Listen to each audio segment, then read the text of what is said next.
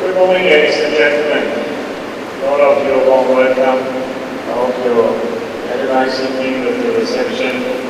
My name is Sridhara, space journalist from Germany, and I have the privilege to be your moderator for the next 90 minutes. First of all, I'd like to welcome my guests here on the podium. Many things for coming to, and I'm starting with your left, to Mr. Massimo Lazzaro, representing Thales Alenia in Italy. Thank you for coming. Mr. Sung Dong Park, CEO from Star Trek Initiative, Republic of Korea, our host country. Mr. Sridhara Murthi, Executive Director from erkle, India. Mr. Yoshida Mori, he's from the Japanese Ministry of Defense Headquarters for Space Policy. To Mr. Fritz Wagner, member of the Executive Board HOB Technology in Germany. Mr. Steve MacLean, President of the Canadian Space Agency. Thanks to Mr. Francois Roch, CEO of Astrium, and maybe not as a guest, but as your host from IAF, the Chairman of the IAF Industry Relations Committee, and CEO of Alliance Bus, Monsieur Jean-Yves Brugger. Thank you very much for coming. Well, how can space help within the context of the economic crisis? This is our topic this morning. Mr. Brugger will be so kind to give you now a short introduction.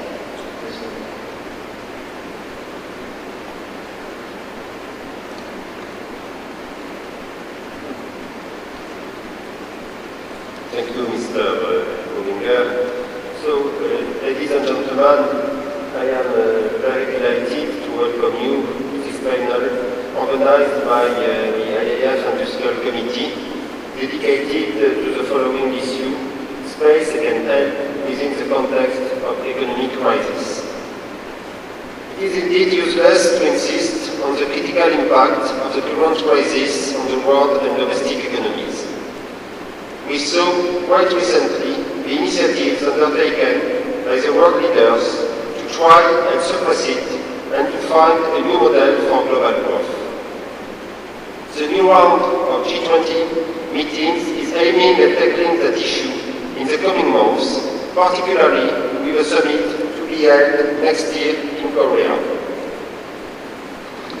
In the frame of the current plenary event, we would like to focus on space activities in the crisis context, gathering viewpoints from both institutional and industrial actors from the different continents where, according to the situation, differences exist. As a matter of fact, like any other field of activity, there is no specific reason for space not being impacted by the crisis. Though it is not drastically noticeable on the commercial market for telecommunications, for instance, we know perfectly that it would have a detrimental effect on the level of resources available from governments and public investment, which represent an important part of the industry's workload. This is why the coherence of both public and industrial undertakings and the legitimacy for governmental involvement in space programs are key factors for determining how space can help within the context of economic crisis. Indeed, we all know that searching for a durable economic growth is based on knowledge. An exhaustive understanding of main activity of the global environment with a reasonable utilization of limited resources and the emergence of new energetic models is necessary. With that respect, space tools are accurate instruments to promote and develop paths to solve the current crisis, and the industry and agency representatives' positions on those points is of the utmost importance. Thus, this morning, the discussion will be based on two main orientations. In the first part, our distinguished panelists will provide us briefly with their views about the impact of the economic crisis on the industry and the type of measures expected from agencies and governments to recover from it. In the second part, managed launched by my friend Mr. Bollinger, acting as a moderator, the debate will be focused on the solutions provided by space activities to help in overcoming the crisis. Then, if we have time, there will be a question and answer session between the audience and speakers. So once again, thank you very much for attending this session, and I think that it will be very fruitful if I see the very high quality of the panelists. Thank you very much.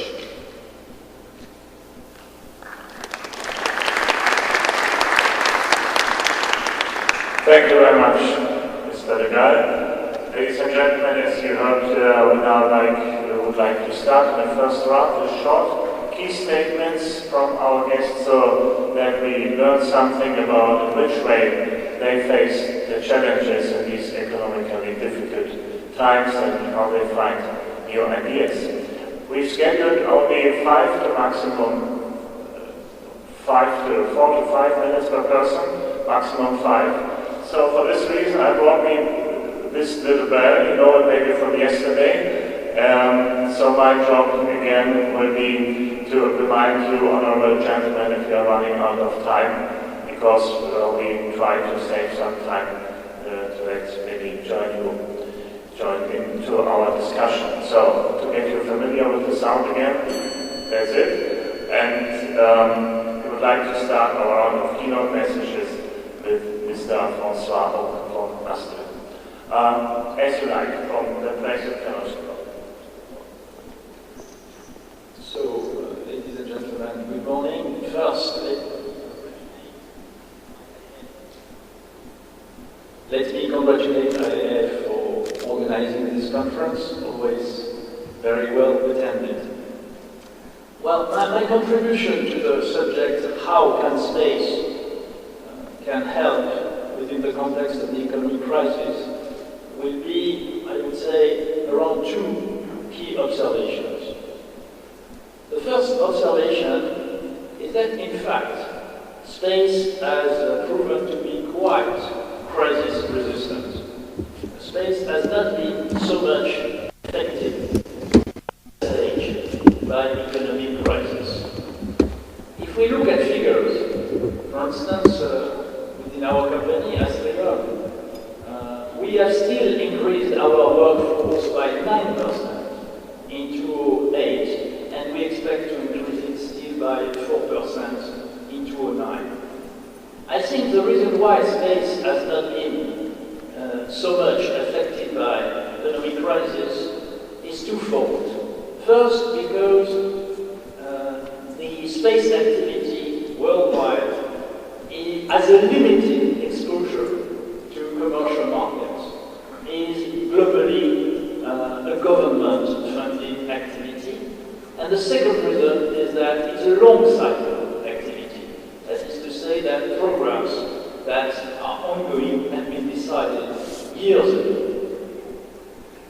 So I think that we need to keep in mind this first conclusion, which is that space is crisis resistant because we need to advertise that to our governments, and at a moment where governments are spending money to trigger stimulus packages for economy, I think that the fact that space is crisis resistant is a very good, triggers a very good legitimacy for space to be included in such stimulus packages.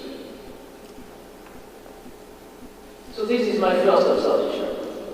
My second observation is that, nevertheless, space can be affected by the consequences of the measures which are taken today by governments to fight against the crisis. What I mean is that by drastically increasing the public deficits, there will be a time of budget cuts afterwards. And this is, in my view, the real danger for space activities if governments would be tempted to reduce the investment for developing space infrastructures. how can we face this very important challenge? I think following maybe three golden rules. The first golden rule is that we need, again and again, to explain that investing in space infrastructures generates a very high return on investment. Space is an infrastructure. Space is dual. Space can be mutualized. Space is an investment which has an exceptionally high value for money. Second golden rule, it's to make our governments even more conscious of the cycle of space activity. Decisions which trigger space activity have to be taken long in advance. So it means that the decision that governments will take by reducing space infrastructure will trigger effects in the long term. And the third golden rule, and I think the fact that we are here today shows that we are all aware of that, is that space is an ideal candidate for cooperation. Not only space can be mutualized between civil and military within one country, space can be mutualized within several countries, but typically space can be mutualized between countries worldwide. That's why I think we would not be at all legitimate for budget cuts.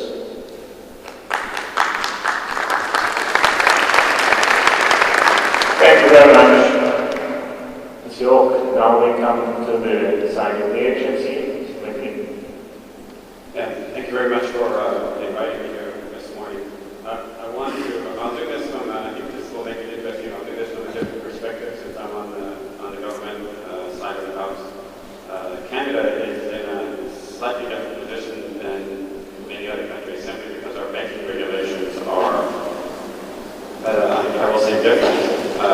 We're more regulated. We can't leverage money out the same way that American banks can or even European banks. So we as a country, at an individual country level, we're not, I mean, it's well known that we're not as affected. However, because we're part of the international economy, because our major trading partner to the south is the United States, it clearly is a serious situation for us as well. We have lessons learned from 1930s and 1930s when the Depression took place, and the lesson learned for the government of Canada was that they did not react with stimulus budgets fast enough on civil engineering projects that we had throughout the country at that time. And consequently, the length of time it took to recover was much longer. So the leadership of our country understood that if you're going to put a stimulus into effect, you have to do it quickly.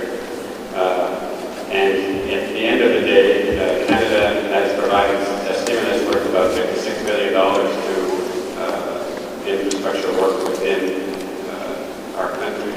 Now, my job throughout that time frame was to ensure that the space industry benefited from that. And the way we approached it was we made some calculations about how many jobs we would lose if the space economy was affected in that way. And it was very interesting when we were discussing this with the leadership of the country, because it was through that period that I found out that they understood that space played a critical role with respect to the solution of this financial downturn. And one of the things that they were worried about was, for me, it was personally hard to believe that 2.5% of the subprime market can take down the financial community. So the regulations with respect to the financial community shuts out it that there is an issue there. But nonetheless, if the government acts quickly, it can sort of smooth out what the economic response is, and if they can act even quicker, the social response that follows that can be smoothed out. And in Canada, that is in fact what has happened. Still a serious situation with that is what is happening. We were able to show the government of Canada that you cannot really outsource these high-tech jobs that exist in Canada to the benefit. I mean,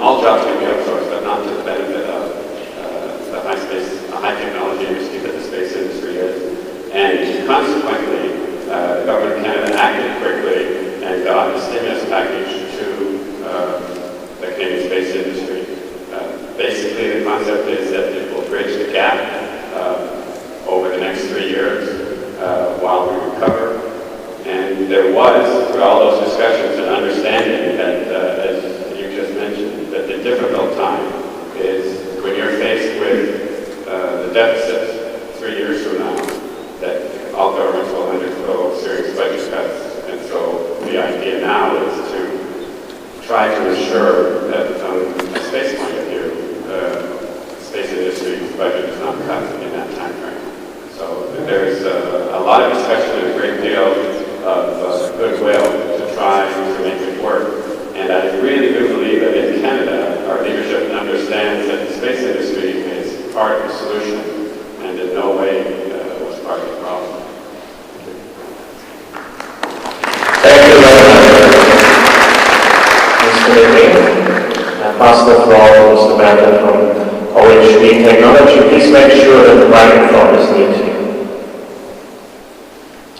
Good morning, ladies and gentlemen. First of all, also I would like to thank the organizers for this really perfect organization here at the conference, and also for the invitation to have the chance to talk here and participate in this plenary session.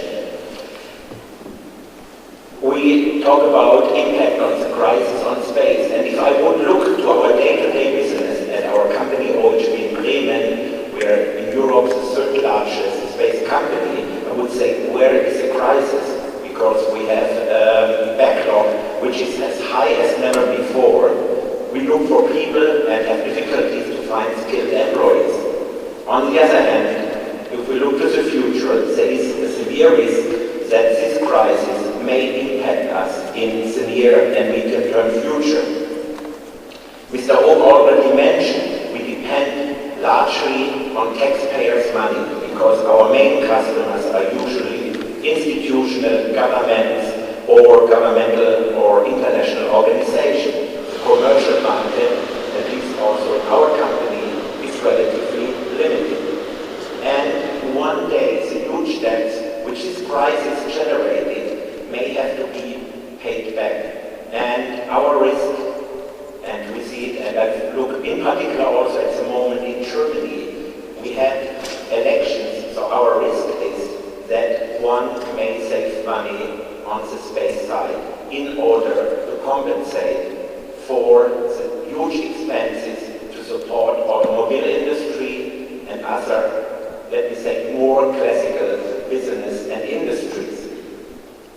But I'm convinced, and I think it has to be really a joint effort, and I'm glad that industry and also our partners and often competitors see in a similar way. I think we have jointly to look into being active, that there is a new initiative on space, an additional initiative, because innovation may be one of the solutions to compensate these debts by new business, new ideas, new activities.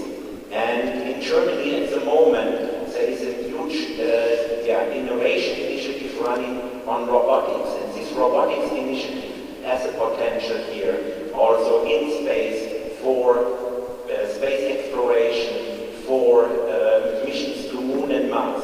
So it has not only an impact that industry gets back to extract that space industry remains on the level in its future growing, but also by this initiative it may have an impact on other industries. Robotics may profit or from robotics, other business from automobile industry to medicine may profit from it, but nevertheless also space science and the exploration of space may profit from this. So I see here demanding need that these activities will jointly foster this, and it's at the moment also our fight in Germany, and we hope that the new government will really set here the appropriate tracks for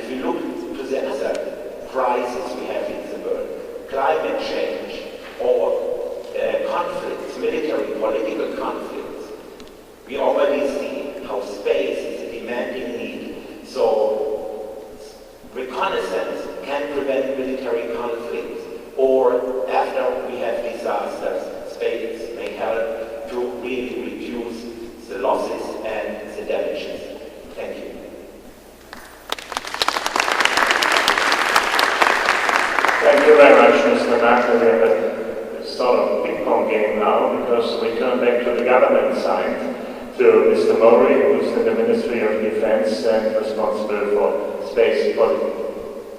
Thank you for introduction and thank you for inviting me to such a great conference. I'd like to introduce our legislative change at this opportunity. Please take the microphone a little bit more. Thank you. So, the strategic headquarters for space policy is a brand new organization which was established in 2008 May based on the basic space law.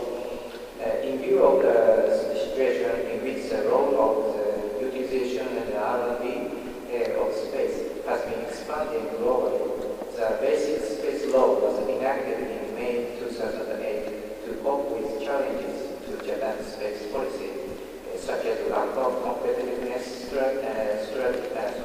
comprehensive strategy as a whole nation due to the absence of the policy headquarters.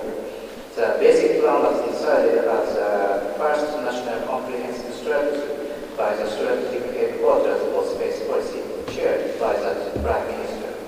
And the most important point of the basic plan for space policy is that we have decided to shift the policy priority from seas-oriented approach to needs-oriented. Beginning with the pencil rocket in 1955, Japan succeeded in launching a satellite Osumi in 1970, fourthly in the world, and reached to launch an H-2 transfer vehicle to the International Space Station by H-2B rocket last month, in order to conduct transportation and use necessary for operation of the space station.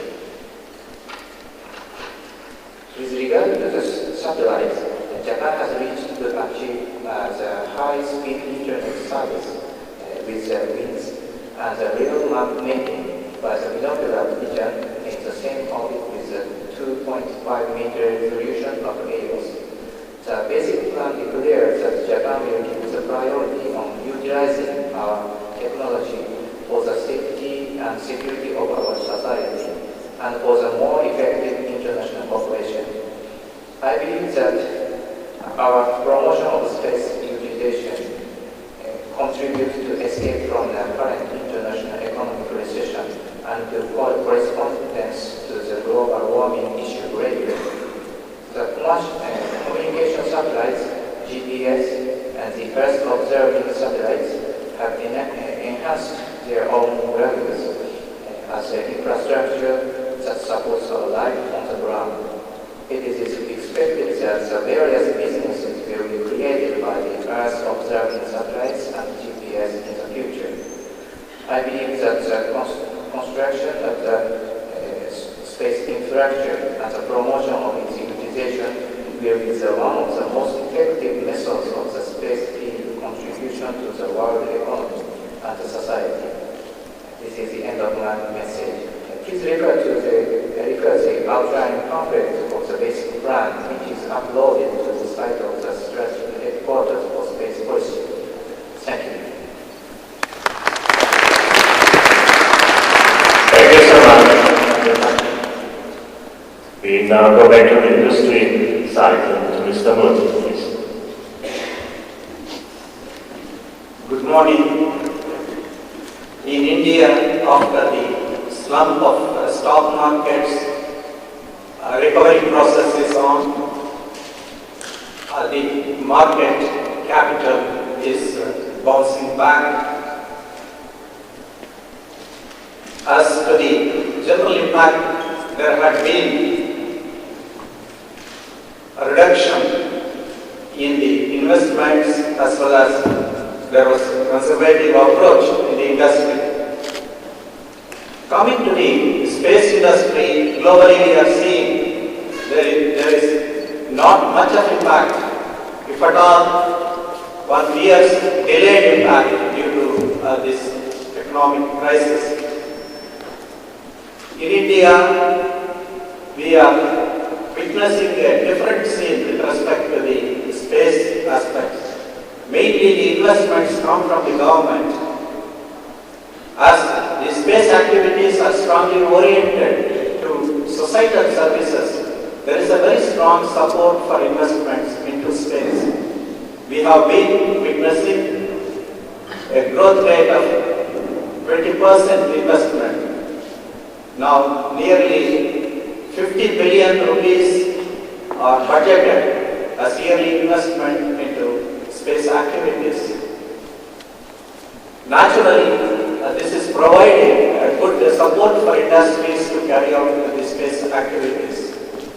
As the impact we have seen is minimal. On the other hand, we are seeing a great growth in the market for services.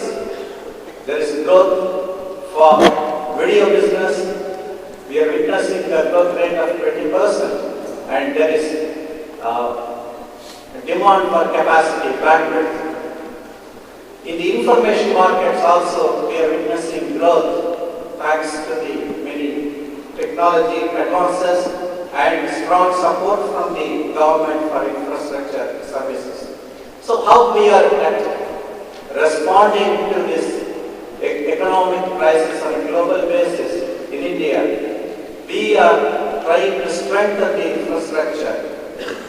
In terms of strengthening infrastructures, we have planned many new satellite programs to respond to the growth in the demand. We have put programs on fast track, particularly for telecommunications capacities. In the remote sensing, the satellites segment also, we have accelerated many programs to expand the capacity. Another important initiative in India is the Human Space Flight Initiative, where we have proposed to the government some investments for human space flight activities.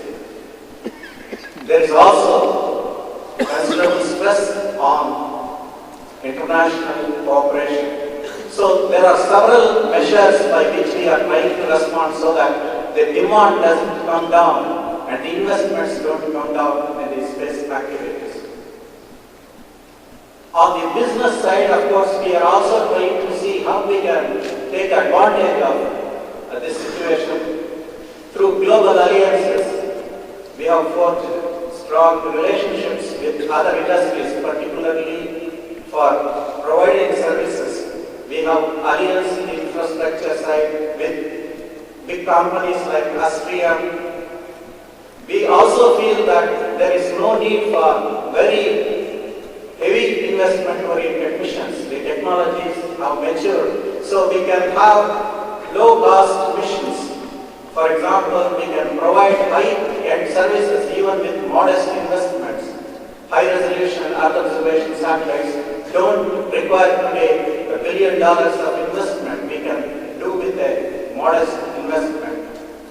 We also are looking at new services which are possible from space. Particularly, there is a tremendous scope for mobile-related services, multimedia services, and so on. So we have initiated programs that can provide such services from space.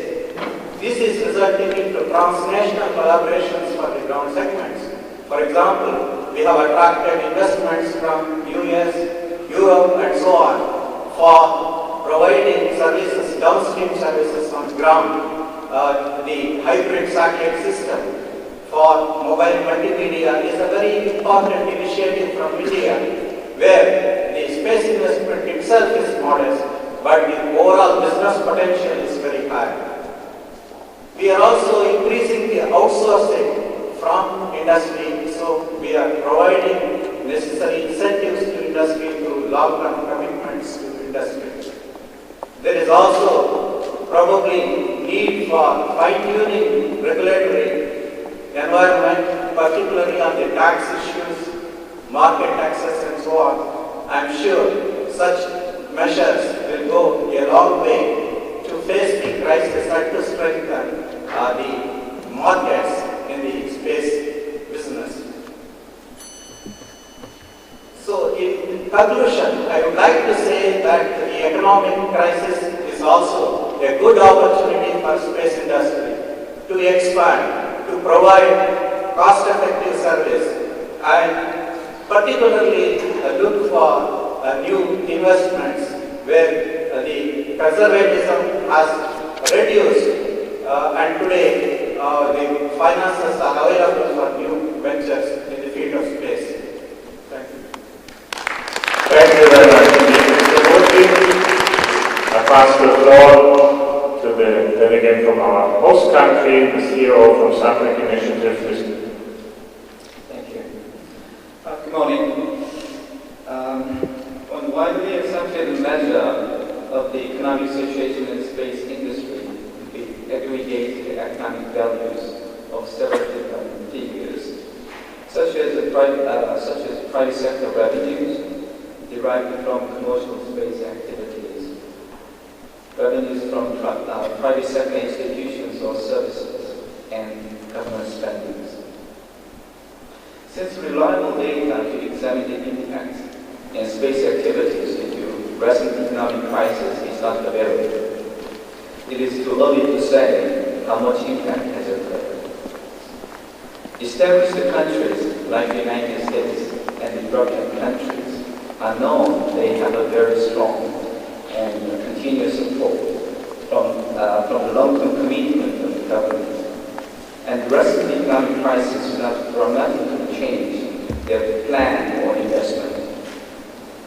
However, anyone can possibly say that soon this crisis will reduce capital available to space industries and national agencies, and it will last for a few more years.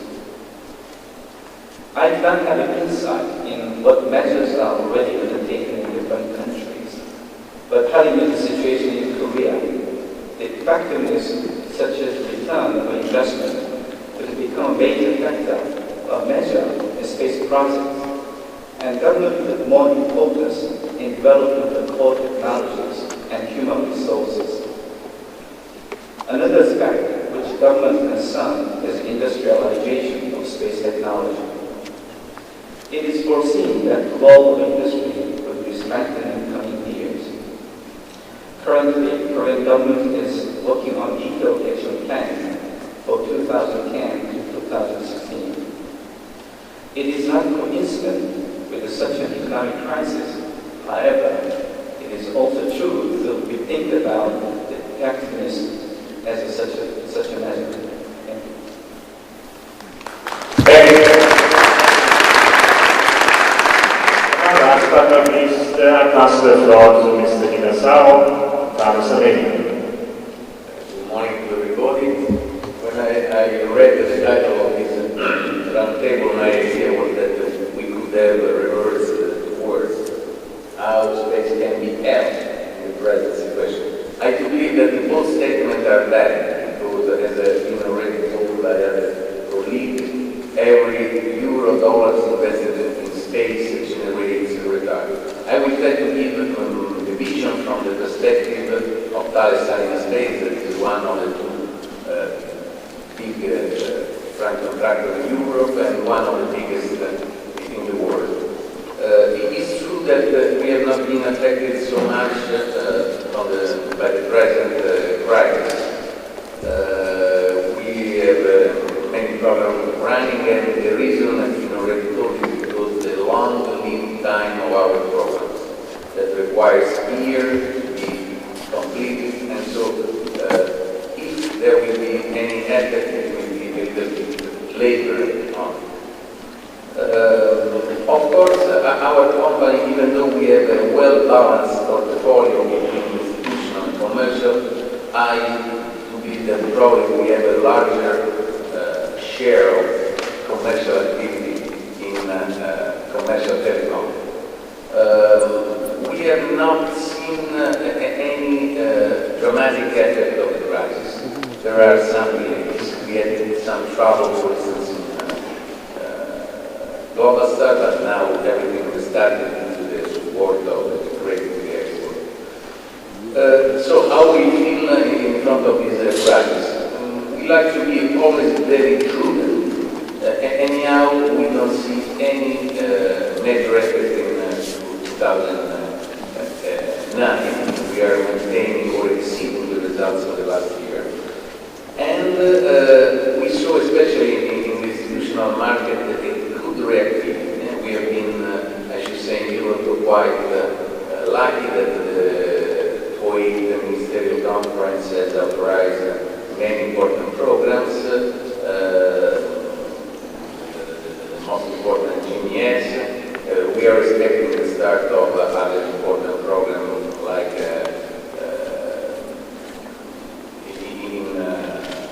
in ISA. And also at the national level, yesterday mentioned by the President of the Italian Space Agency that Italy is launching the second generation of Cosmos Element, and you can understand that the support from the institutional is very important. We are also experiencing that a small opening in the US market. We have been able to succeed in the US. We are expecting to have new results in the US. But what do we do as a company to cope with this practice? Because we believe that we have to play a role. So first of all, since a few years, we have started to improve our competitiveness, trying to keep the excellence of the quality of our products. We do believe that the competitiveness plays a key role in this practice. Why?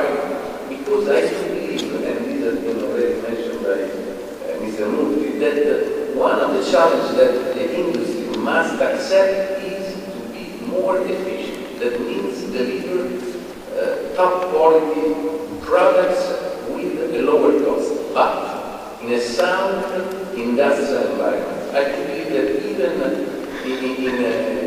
in a congress like this one, where the word science is always mentioned, the profit is not that we as an industry, we need to deliver profit to our shareholders, but we need also to listen to our customers, to be very close to our customers, to improve our product and make possible the implementation of the big space programs with the costs that are allowed by the funds that the government can provide to space.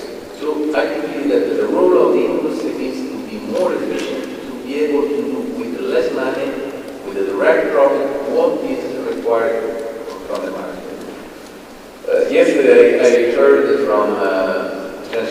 Jean-Jacques Laudin a statement that we have to pass from data to information, and information generates new application generates new business. So this is the cycle that generates, investing in space generates new money and new business.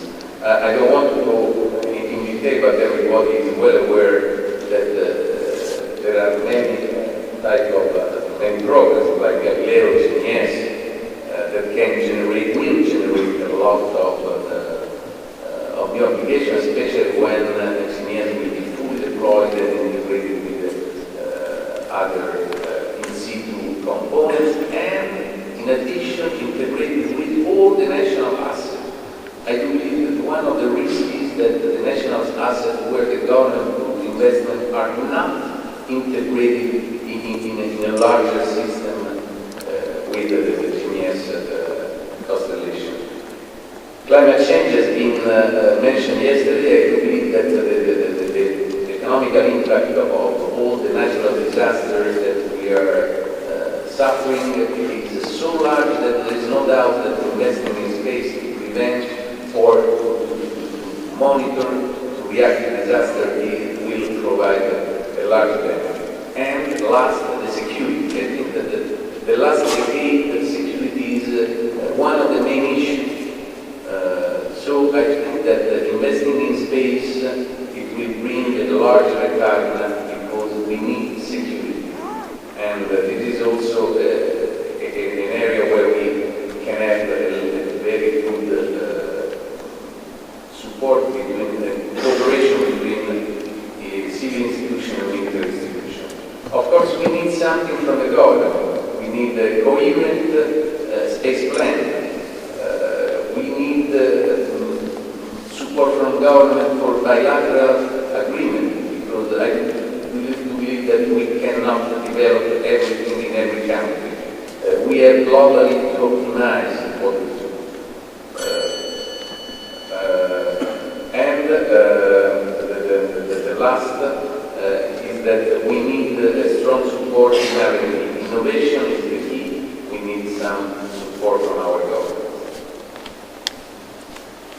Thank you very much. Thank you very much, Mr. Sridhara. I just would like to stay with you and one of your sentences. You told us the industry has to be more efficient. Also, Mr. Murthi told us the necessity of low-cost emissions. So, to be more efficient sounds very nice on the podium here, but what does it mean concrete when you come home in your office? How can industry be more efficient?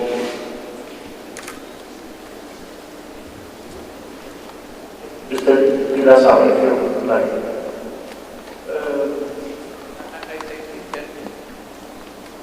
I think I mentioned that we are trying to optimize our competitiveness.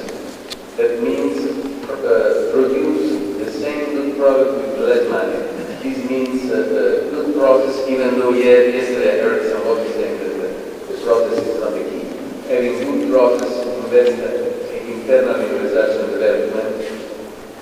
But what is clear to my mind, and this is an experience we had in Italy, that we cannot work anymore in an environment where any cost is permitted. We are well convinced that the cost limitation is an issue today. So we have to improve ourselves. We have to optimize internally our products. Consider that our experience in Palestine and Daejeon, that is quite the same is that we are the results of an industrial merging of two previous companies, Spazio and Alcatraz Space. Inevitably, we have in our heritage product portfolio where there are some redundancies. So first of all, we need to be more efficient. We need to optimize our product portfolio. We need to reuse what has been already designed. I come from defense, I don't come from space, so I am bringing my experience of off-the-shelf products. I give you an example. In GMS Season 1, we are making reuse of an existing platform. Of course, adapted to the needs of business, but this means that using existing products, we have provided some saving to our customers. So I think that we should be more business-minded, and I can say that coming from defense, sometimes I've seen that in space there is too much redesign. Thank you very much. Being efficient for sure is a task for the big companies, but also for the small space companies. Mr. Erkle, when I look to Europe, I think about 20% of the total European space revenues are split between small and medium manufacturers. So how do you see the danger maybe for them to leave the market because of the cash flow problem? Maybe it's not such a problem for a big company as Astronautics, but how important are these small and medium manufacturers? No, I think that first of all, coming back to efficiency, we are all obsessed by efficiency. When Daejeon was created, merging the space activity of 5 countries in Europe, I was obliged, in order to trigger efficiency, to reduce staff by 30%, which is not trivial. And of course, efficiency is the key point. But I will come back to your precise question in a few seconds. But I want also to stress, especially the limits of, let's say, efficiency in the space field, which are first limits set by government, because they want such and such very precise activity on their soil, which then limits the specialization. Second, limits which are due to the volume. It's it's not the same to produce 500 Airbus a year group than to produce 5 or 6 telecommunication satellites. I can tell you, you cannot reach the same effect on efficiency. And third, also limitation of efficiency on the global international level. For instance, the ITAR regulation limits efficiency which could result from relation with the United States and the rest of the world. So, now coming back to your very precise question, small and medium companies are part of the efficiency of large groups. And as a large group, Astrium takes a lot of care to watch and preserve the situation of suppliers because specifically those small and medium companies have very small volume of activity. So they are quite fragile. And even if they are part of large groups, the space activity is so small that it is fragile. And we have been working a lot with ESA and national agencies to implement dedicated measures in favor of SMEs, particularly to pay much quicker in order to allow those companies not to suffer from cash problems. So the efficiency of small companies is part of the efficiency of the system, all the more as there are, I would say, geographical return constraints. And so we cannot be not involved in the financial situation of those companies.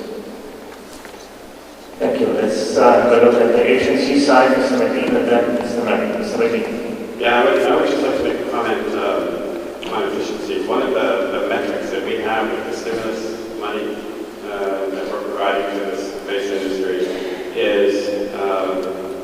is a metric on efficiency, but I'm going to set this up by explaining that on average, Canada is a very small country when it comes to space. In the space sector, we have 7,000 employees. Our return on investment is about 2.8, almost $3 billion per year. And that is just the space sector. The aerospace sector, we have a vibrant aerospace sector that's a bunch different than just the space sector. The average return on our investment is 12 to 1 across 20 years. And that's quite impressive, except the absolute numbers there are quite small. So because of that, we don't have a lot of leverage within government. But the point I want to make out on efficiency is if you have a technology, and we try to track this, where you get dual use or multiple use or triple use, our ROIs go up to 40 to 1 or 80 to 1. So consequently, the words in our stimulus package of terrestrial equivalence of space robotics, that word terrestrial equivalent is quite important because it becomes a metric for how well we did. How many applications have you got? So, and this is at the subcomponent technology level. You can't do this across an integrated system. But at the subcomponent technology level, how many particular applications, commercial applications did you develop? So you're clearly using that subcomponent for exploration. Are you also using it in helicopters? Or are you also using it in the broadband community? And you find that the amount of work to try to make a company efficient practically pales compared to finding that second or third application. The return on investment goes on later. Thank you, Mr. Murthi. Yes, I'm representing here a small or medium-sized company, and for us a very important point in the industrial scenario is the competition situation. I think we have to make sure, and it has to make sure, that also space industry, after now roughly an existence of roughly 60 years, is getting a mature industry. In the past it was partially monopolistic, it was governmental controlled or governmental oriented. Now there is a deliberalization, so there's big companies, mergers. We just heard of ERDS Astrium, Thales Alenia Space. But also, and if I see our company, we are nearly fully privately owned. We have been emerging from a small company within 25 years. And for us, and our existence, the prerequisite is that there are fair and open and transparent competition ways. Clearly, we do not have the advantage of large procurement power, but small and medium enterprises have the advantage of flexibility, quick reaction, and often a very innovative and innovation spirit, which made large organizations be not as possible. At least this is our observation. And therefore, I think not only in Europe, but worldwide, really fair competition, open markets are really an essential point that here space industry become even more mature, and space is not playing, let me say, a special and protected role in the various countries. That space really is getting a normal industry. Also, some parts of space, in particular exploration and challenging programs, are something very specific. But space industry is mature to do it and to support the governments and the institutions. Thank you very much. Governor mentioned 20% of total European space revenues are small and medium manufacturers who belong to VAT, I think. So, Mr. Legal, to be efficient is a matter of time. Steve MacLean said government has to act quickly. So, do we have to take a look at the contract procedures? Obviously, are they too much slow?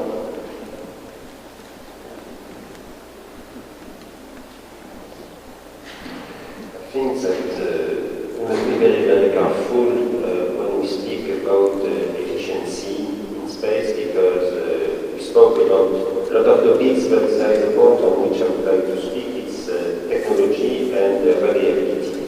In the field of launch vehicles, very often we hear some calls from better efficiency, but I would like to speak about global efficiency, because this is a very tough business.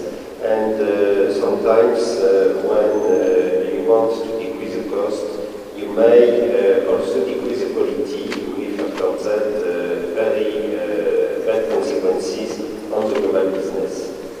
So I think that if, of course, we need to continue to improve our efficiency, it's of utmost importance, but we must do it step by step and very, very carefully, because at least in the field of launch vehicle potential, it is also the same for satellites.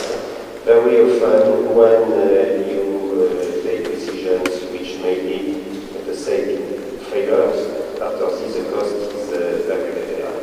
So I think that space is a very specific business where you must be very, very cautious, because once again technology is a key for if you want to improve efficiency, but technology may be also a very big challenge if you do not take the right decisions. Thank you, Mr. Igasar. I want to highlight one point, that my statement is that we have to optimize simultaneously more variables: the quality, the performance, the cost, and I mentioned also the profit of the company. So I think that we cannot keep any of these elements separated from the others. So I fully agree with Mr. Legal that quality and performance is a key issue, but the challenge we are receiving is to provide all the optimum of all the variables together without satisfying anyone. Ladies and gentlemen, if you like, I would like you to join in our discussion. There are a few attendants here in this room who prepared a sheets of paper for you where you can write down your question. And then please give it back to our attendants. Maybe our attendants can just raise their hands so that you can see where they are. Thomas Vicky, are you in the room? I didn't see you. So is that? So if you want to ask a question, just get a copy of these papers, write it down, and then it will be forwarded to us to the podium. Thank you very much. Mr. Park, let's have a look at the situation of a developing country in the term of space industry. We know Korea is a very strong economy, but facing the space industry, you're an emerging country. So you're just joining the market. Your company is 10 years old, I think. So how do you face these markets? Every crisis also is a chance, especially for new companies. Well, somehow I'm the only panelist from the emerging country. I would say the emerging country is developing in terms of the space technology. But it's from looking at the statistics, it's quite remarkable to find more emerging countries are entering into space development. And according to a recent report by Euroconsult, it says Earth observation satellite developed by emerging countries during 1997 to 2006 were only 10, while it is expected to increase to 52 satellites during 2007 to 2016. Well, this tremendous amount of increase, whether it will truly comes or not. But what I would say, considering the economic crisis, probably some of the program wouldn't happen or be delayed. But I think it's a streamline or the kind of a trend. More emerging countries are jumping into small satellite development, which could be tools for training the young engineers, and also would become like a first step to get into space nations. And another aspect is in terms of Earth observation applications, I also defined the more higher resolution satellites are coming up. And I saw the news article, the World View 2 has been recently launched. And even the higher and higher resolution satellite comes, then it will compete against the aerial photo market. And eventually, I believe the market will be expanded, not only competition against the aerial photo market. And also another aspect would be, well, as OHB launched the Saarbrücken constellations, and also Thales Alenia has launched the Cosmos Chimera constellations as well. And also there are some plans for small satellite constellations coming up. And that would be another aspect considering the economic crisis, also in terms of efficiency or effectiveness to reduce the investment against the values we can achieve. It would be costing down the unit production cost of the satellite by having identical satellite in space by launching each data. And back to your original question to Korean situation as one of the developing countries in space, how I am expecting for our future investment. Korea was a rather very late comer in space. We had launched the first Korean satellite in 1992, only 17 years ago. So comparing to other nations, it's very behind. But one thing good was the Korean government made a very consolidated plan for the long-term space development plan. And also government spending was properly undertaken according to the plan.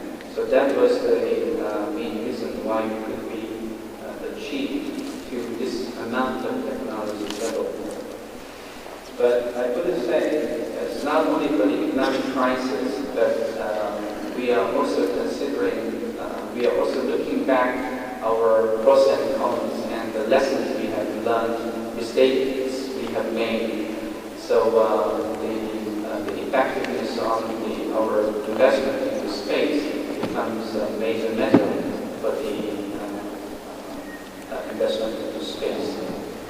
And I would like to add the word about, I would like to make a comment on the efficiency we have talked for a long time. I guess there are two different points of views, buyers and sellers. The sellers wouldn't become only for industries. Even the government agencies could become sellers to government itself. But when we are talking about the efficiencies, sometimes we are omitting some major factors, even some major factors to reduce cost down. So from the other side of this point of view, the more important values shouldn't be sacrificed, even to reduce the cost for the investment. Thank you very much. Mr. Murthi, you said space service is booming. As we all know, the budgets of institutional customers are increasing. In the moment, we see this in the United States. We heard this from Canada. We see this in India. So maybe this is just a gift of time for some years, where you can relax and look at your filled books. But it's also a time to develop new services. What kind of new services and new ideas do you see to, what is our topic also today, to influence the whole economy? Well, in India, our experience is that the markets for video business have been very strong. And there are number of players who are entering into this services business, and there is a very strong competition. The competition driving better efficiencies and very low-cost services to the consumers. The market is expanding. While this is so, there is on the other side the mobile revolution. Tremendous growth is witnessed in mobile communications. More than 100 million receivers are there. So the consumers are becoming more and more, they are expecting services. So there is demand growing for services like multimedia services. Now the question is whether we can service such markets through space system. Do you have a large market, large geographical area, and very diverse kind of consumers? So it is here that we try to innovate and see that a satellite service which can be offered as a hybrid service along with the ground segment, which can service the market, and fairly it is low investment, but the services can bring tremendous potential for the market growth. So this is one service we are now working on. The space segment is already under development in India. There is already investment into the ground segment, and it is here that the international alliances and collaboration is coming into the play. The other area is, of course, the positioning services. The transportation sector is growing in India. More and more new cars are coming into the roads, and of course there is a demand for services like navigation, the personal services, and so on. So it is here that the positioning information available from satellites like GPS, and in future satellites like the Daejeon system, and even in India we have plans to bring out a regional navigation system, IRNSS. All this can provide, open up new services in the fields of transportation, security, and so on. So these are the type of new services that can revolutionize the use of space systems. What is the astronaut point of view, Mr. Erkle? What do you find the new chances? I think that today one of the main opportunities for growth in the space field. And honestly, in 2008, if the turnover of Astrium has been increasing by 22%, which is a kind of Asian rate of growth, if I may, it is due to service activity. Today, our service activity has a turnover which is above 1 billion euro. What are those services? First, by far, is military telecommunications. I think what is very important is that the outsourcing by governments of activities which were managed by governments to be more efficient is a very, very strong opportunity for space. The pioneer in this field was the United Kingdom.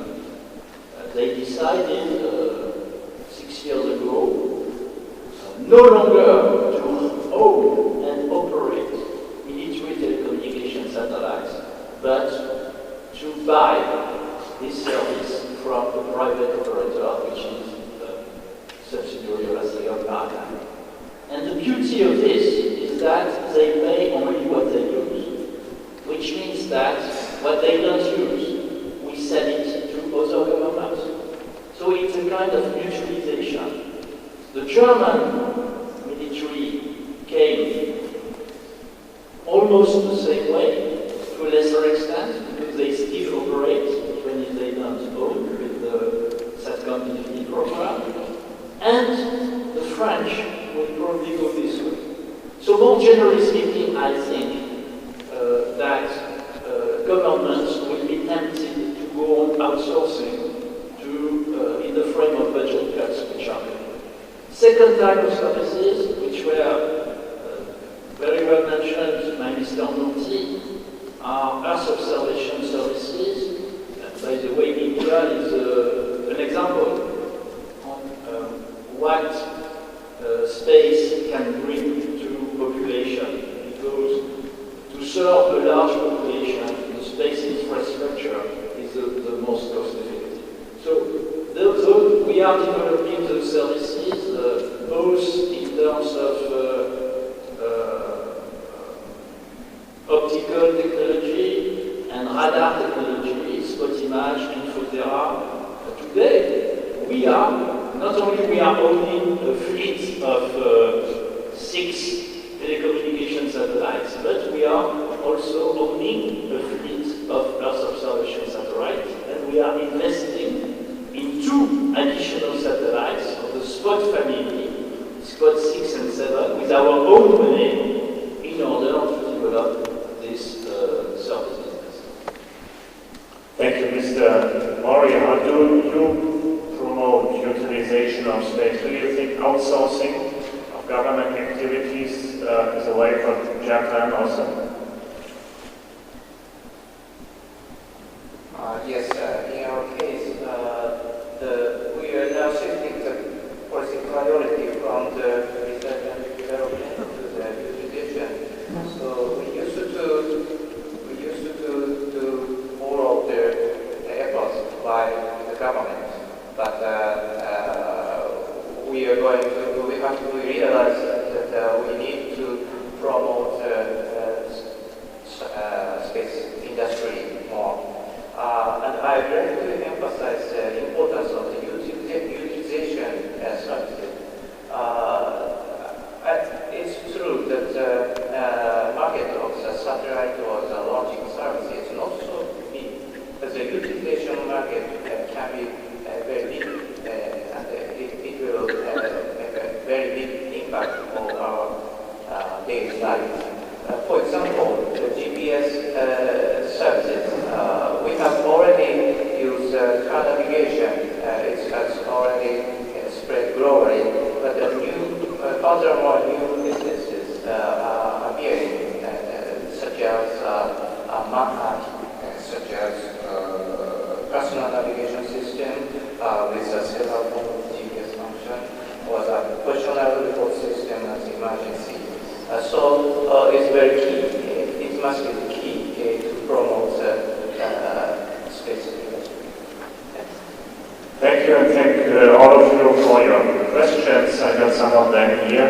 We will be able to answer every question, unfortunately, but they will be listed afterwards on the website of IAF, and then you can see them, and also the answers will be listed. Other question to Mr. Erkle: how does international cooperation stimulate growth? Well, this is the general topic. It appears that cooperation is only used to save government investments at the moment. Thank you for this question. Well, we need to be consistent. On the one hand, we are speaking of efficiency. So what is efficiency if not saving government money at the end of the day? So I think that cooperation is clearly stimulating growth. It's a way for companies of, I would say, traditional space powers to be associated to the space ambition of countries which have now a very important space ambition. I think this is this way, and of course it's a delicate balance between being associated to an ambition and of course facing the risk of speeding the number of competitors. But I think that this is part of life, and this is quite challenging. But as far as STM is concerned, we are fully engaged in cooperation. I could give a lot of examples, but just a few. We have a very strong cooperation with India in telecommunications. Antrix is providing a very efficient platform for small telecommunication satellites or medium telecommunication satellites. We are providing the payload. We have traditional, very strong cooperation with Russia, where we are marketing within Starsem the Soyuz launcher, and within Eurocot we are marketing the rocket launcher. So, and I could multiply the example. More generally speaking, we never sell an Earth observation satellite today without implementing a scheme of transfer of technology. So, and we are by far the largest exporter of Earth observation satellites in Europe, almost large satellites, I would say almost the only one. So, yes, this is the only way. If we want to be associated to new ambitions, and if we want to export outside Europe, the only way is cooperation. And within Europe, cooperation is by construction done, as I explained already. We are a 5-country company, Thales Alenia is a 2-country company, so ESA is organizing this cooperation. Yes, Mr. MacLean, just maybe I can add this question to you, also the next question, because also this touches the field of international cooperation. In what areas would you like to see international cooperation and why not? Maybe discuss it together to be I'd like to raise this has to do with efficiency as well, but I'd like to raise a question myself with respect to data policy. One of the, I've just been involved in a consultation process that took an entire year with the industry, academia, and all the other government departments in Canada. One of the major points that came back was the issues internationally about access to data, and I'm speaking specifically with respect to Earth observation data. There is data for strategic value, there's data for public good, and there is data for commercial value in the Earth observation industry. The point that came back that was very strong was that the value added in Earth observation data is in the application industry and not in the raw data itself. And then in the SDS forum just last week in Japan, this was a primary discussion point, how Earth observation should be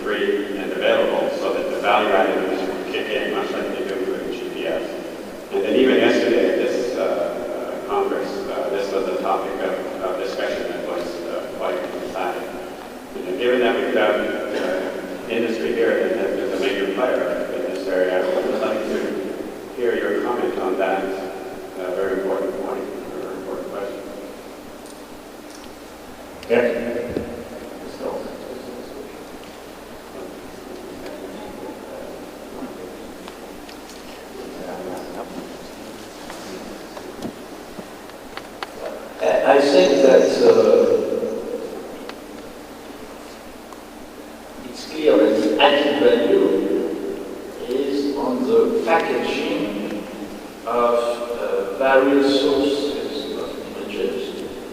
By the way, not only space images, but also plane images. And the packaging of dedicated applications. This is absolutely true. The added value is there. Now, in terms of making the raw material free, somebody has to pay the investment. Today, Astrium is spending a few hundreds of million euro to, as I mentioned, to build, launch, and operate 2 additional spot satellites. If those data were free, then the world taxpayer would have to spend to pay those satellites. I have no problem with that, but it's another model. Today, my feeling is that governments are more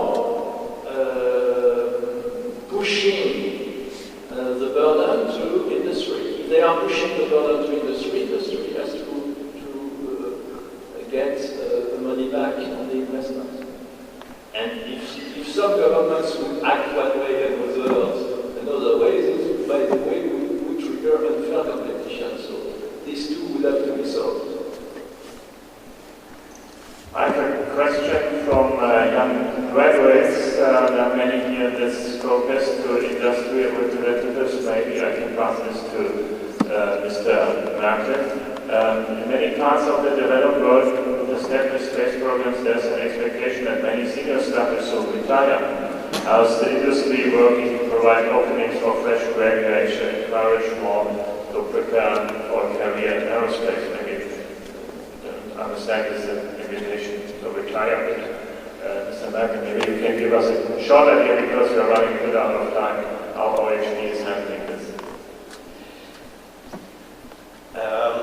Space needs innovation, and I think it's a very important point that there is good training, education, there are capable institutes which really produce, in particular for industry, the next generation of engineers. And I think it's a very important point that here, in this financial crisis, I think one has to invest, and governments have to invest in innovation, because this innovation then, in medium term, will flow back to industry, will grow business, will make our industry more stable in order to withstand maybe other crises which may come in the future. We heard at the beginning, we are quite stable at the moment, but we have to make sure that it remains this. And therefore, innovation for me is a key element, and innovation is not on paper, it's not on bank accounts. Innovation is in the brain of men and women, and I think therefore we have to support this. And OHB as a company, we are currently hiring. We are open for very creative people from everywhere in the world. I suppose you will be crowded right after this session. Thank you very much. The last question, I think I have to answer. Any reason why the US perspective has not been presented? Yes, there is a reason for sure. We invited a speaker from the United States last minute. He has to drop off, and he couldn't be replaced. Otherwise, they would be happy to have also a representative from the United States here. So, thank you very much for the moment.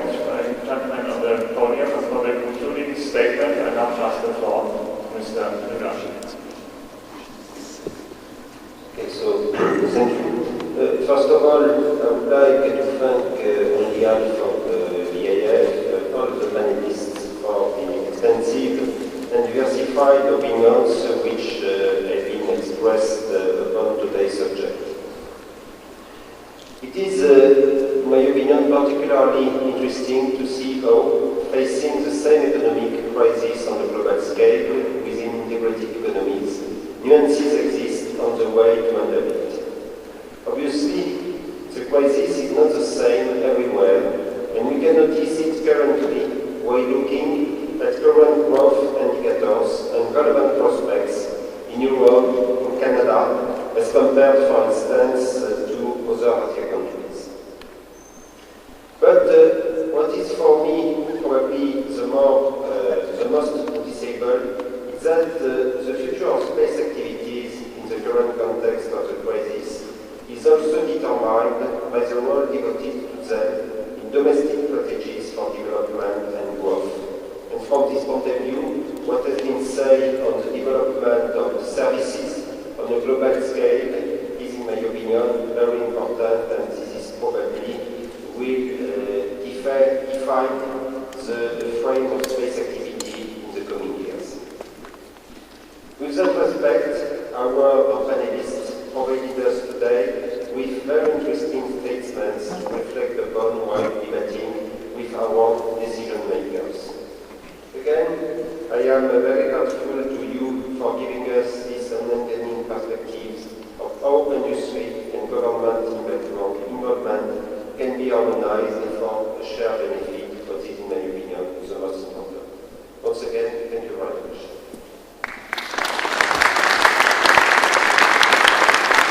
I would like to add my thanks to you, honorable gentlemen on the podium. Thanks for your inspiring questions. And I think we've learned that space can solve the whole economic problems, but should be an important task. Thank you again. Have an inspiring day. Thank you.